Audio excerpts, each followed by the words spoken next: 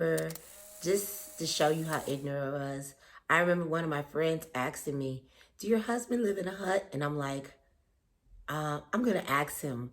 Hold So, up. Oh.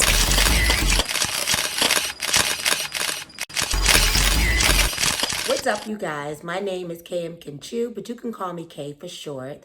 This channel is an infusion of African lifestyle from an American point of view. Don't forget to like, comment, and subscribe, and share so we can grow our little community. So you guys, I'm up this morning because I could not record all week, so I'm going to record now. I'm going to tell you guys why I was an ignorant American. And the fact that I'm doing this video is because people inbox me questions that I had when I married my husband, and I felt the need to address some of the questions that they asked me. When I first started dating my husband, I was very ignorant to the African culture.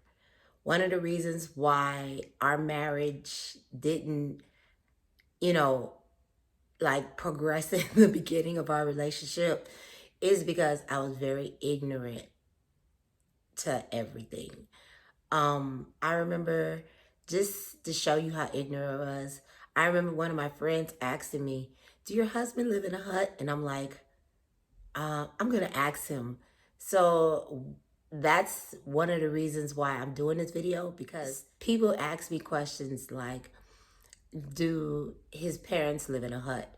And more than likely, they don't understand the significance of asking that question because they think all Africans live in huts. Reasons why they think that is because the media shows that all the time.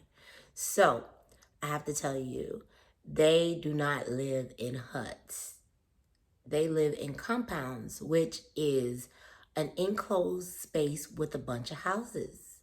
Most of the family will live on a compound. His family lives in a house, and it's a nice house. It has multiple bedrooms, and it's just a regular house. And yes, the bathroom is on the house. Most people assume that their bathroom is like a water closet and it is not connected to the house, but some compounds are like that, not all. Another ignorant question that I had when I first married my husband was about food. I thought it would be easy to cook. And I'll give you an example. When I first started cooking jollof rice, I burnt the rice several times, not knowing that it was a slow cooking rice. So I was very ignorant in thinking that how we Americans cook would be the same way how a Nigerian will cook. And most of their food is cooked on a slow process. So yeah, I was very ignorant in thinking that their food would be quick and microwavable. It is not.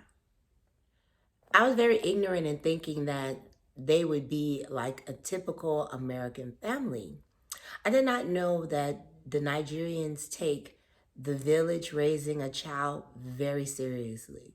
So his uncle had a talk with me when we first got married, and I was like, okay. And then his dad had another talk with me, and then his other uncle had another talk with me. Then his aunt, that's really not his aunt, but she helped raise him, had a talk with me. And I was sitting here like, okay, are they going to have the same talk with me? But it wasn't that. It's just that it really, in Nigeria, takes a village, and the village stands and they help.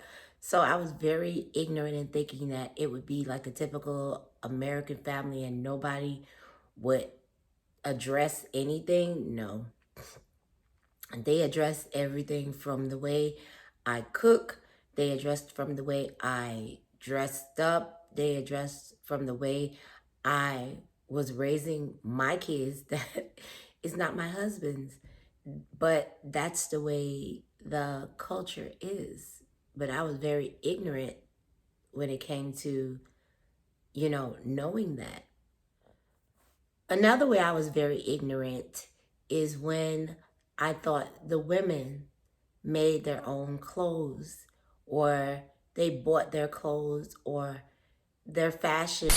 That it wouldn't be expensive to buy traditional Nigerian clothes. And was like, you know how much money Nigerian clothes cost? It is not cheap. And I was seeing these women with these gorgeous dresses, and I was like, oh, I want one.